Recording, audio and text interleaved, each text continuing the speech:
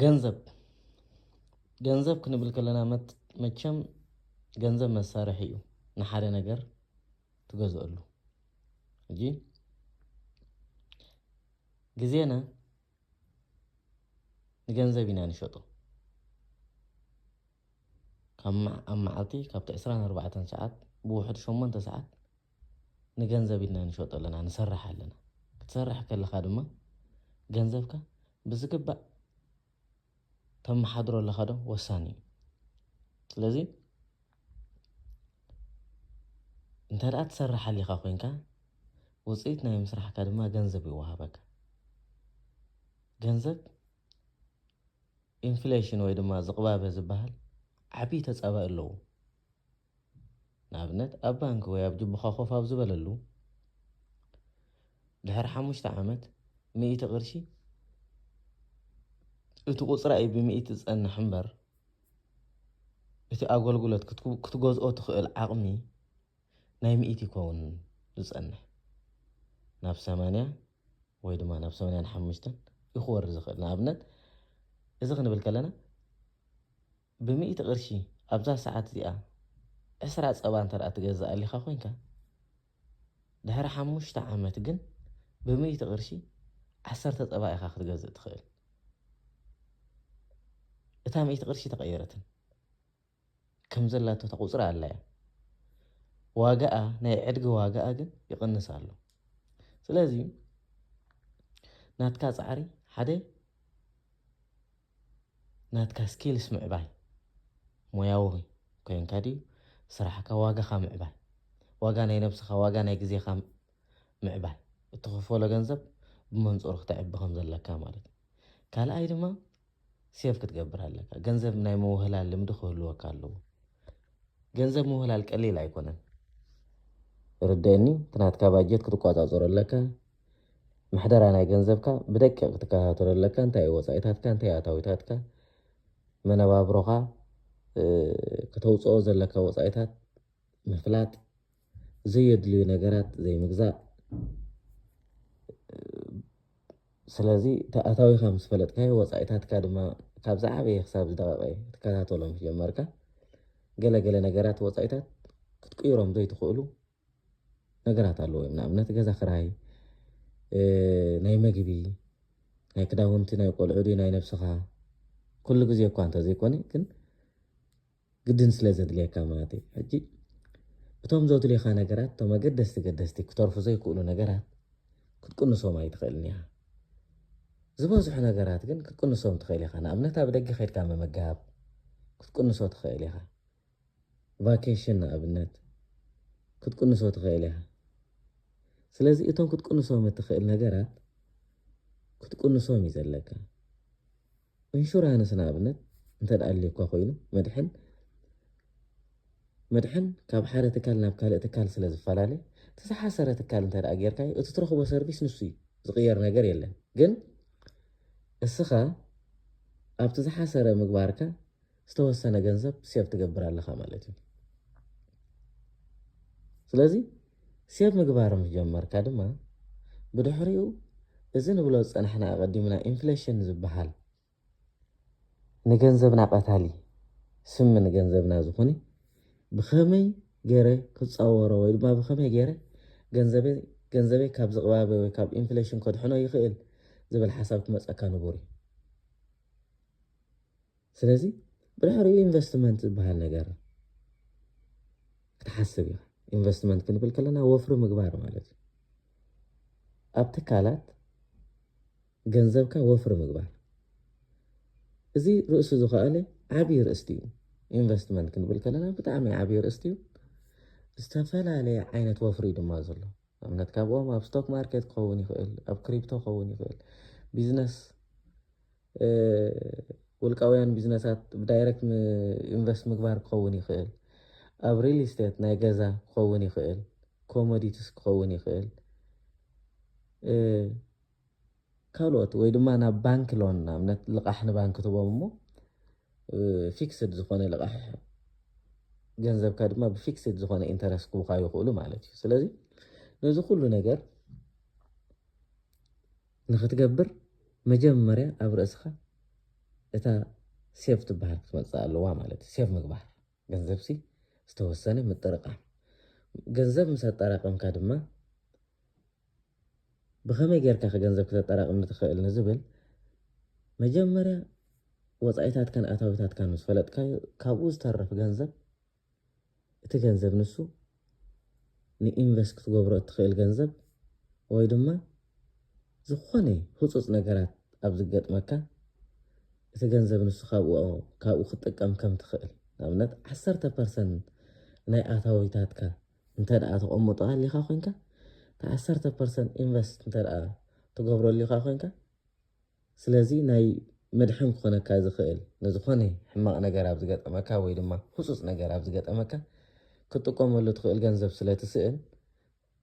ካብቲ ኢንቨስት ዝገበርካዮ ገንዘብ ክትሸይጥ ክትግደድ ኢኻ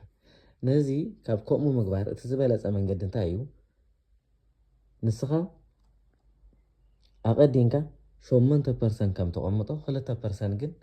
ኣብ ባንኪ ተቐምጦ 8% ግን ኢንቨስት ከም ትገብሮ ዘለካ ናብ ስቶክ ማርኬት ዲኻ ትገብሮ ናብ ኢንዴክስ ETF ዲ ይኸውን ክሪፕቶ ዲኻ ትገብሮ ምስትናትካ ዝሰማማዕ ምስትናትካ ሪስክ ዝሰማማዕ ጌርካ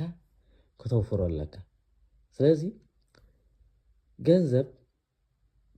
ሙፋር ምስ ጀመርካ ኣብ ሙፋር ልካ ኣብ ኢንቨስት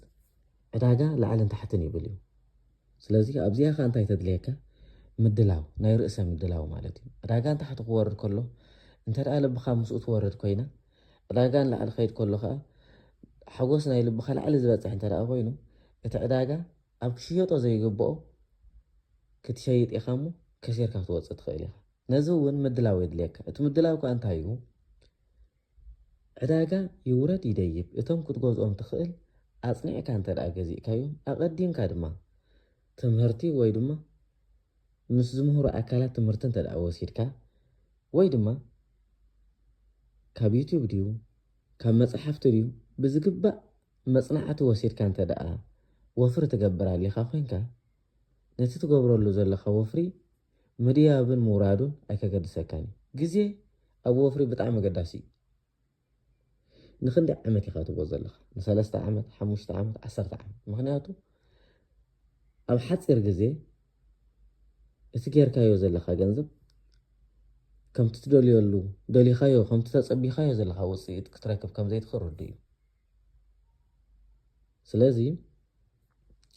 እቲ ከተወፍሮ ደሊኻ ዘለኻ መጀመርያ ምስ ተረድአካ ንክንደይ ዓመት ከየወፍሮ ኣለኹ ኣነሲ ንነዊሕ ድየ ዘወፍሮ ዘለኹ ንሓፂር እየ ዘወፍሮ ዘለኹ ዝብል ድማ ክትምልሶ ኣለካ ቀዲምካ ስለዚ ነዚ ምስ ገበርካዮ ንነዊሕ ኢልካ እንተደኣ ተወፍረሉ ኢኻ ኮይንካ እቶም ትካላትካ ምስ ኣመንካ ኣሎ ገንዘብካ ምውፋርካ ዕዳጋ ንላዕልን ንታሕትን ባህሪ እኳ እንተሃለዎ ኣብ መወዳእታ ግን ናትካ ውፅኢት እቲ ትደልዮ ዘለኻ ገንዘብ ክትረኽቦ ትኽእል ማለት እዩ ወፍሪ ክንብል ከለና ካብ ሓደ ወፍሪ ናብ ሓደ ወፍሪ ይወፋላለዩ እዮም ንኣብነት ሓደ ሰብ ኣብ ባንክ ከወፍር እንከሎን ኣብ ክሪፕቶ ከወፍር እንከሎን ብጣዕሚ ዝተፈላለየ ዓይነት ሪስክ እዩ ዘለዎ ኣብ ባንክ ብፍላይ ድማ ፊክስድ እንተደኣ ኮይኑ እቲ ሪስክ የብልካን እቲ ተምፅኦ ከዓ ገንዘብ ድማ ሚኒመም ሪስክ እንተደኣ ትገብረሉ ኢኻ ኮይንካ ኣብ ባንክ ንኣብነት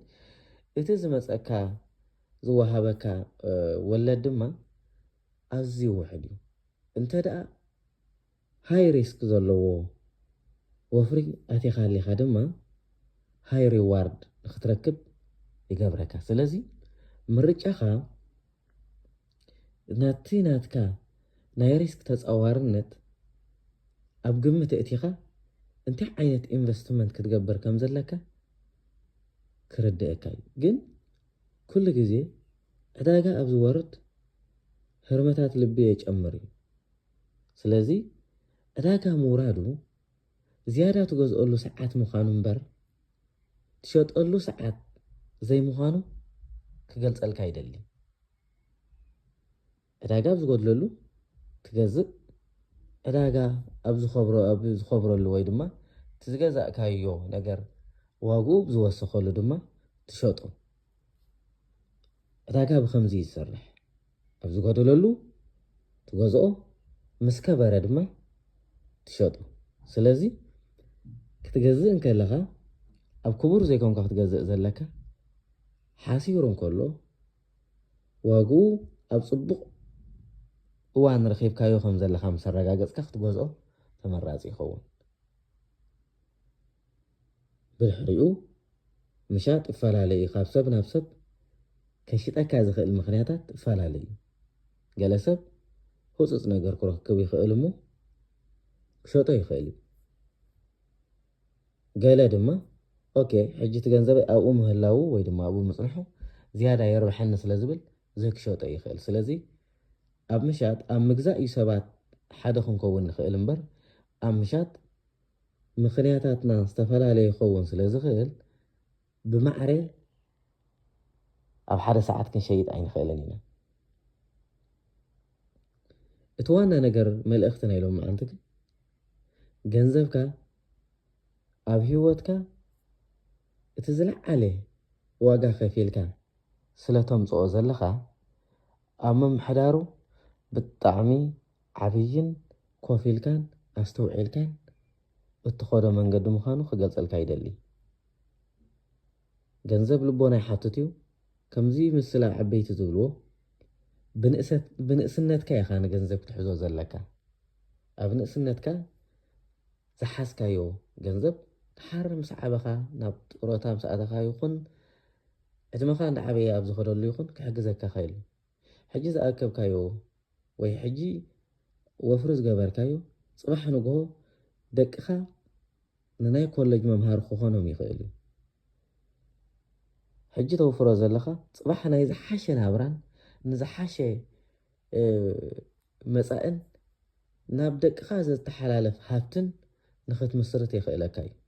ስለዚ ካብ ሎሚ ጀሚርካ ወፃኢታትካን ኣታዊትካትካን ተቆፃፀር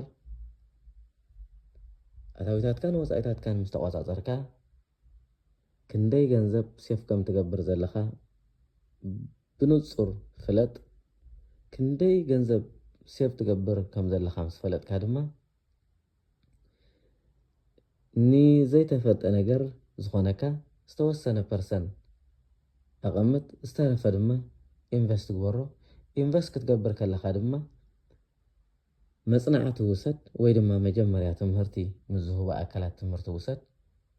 ብድሕሪ ትምህርቲ ምስ ግባርካ ድማ እቲ ናትካ ሪስክ ትወስዶ ዘለኻ ተፀዋርነት ናይ ሪስክ ኣብ ከመይ ኩነታት ከም ዘለዎ ምዘኖ ብድሕሪኡ ድማ ምስቲ ናትካ ተፀዋርነት ዝኸይድ ዓይነት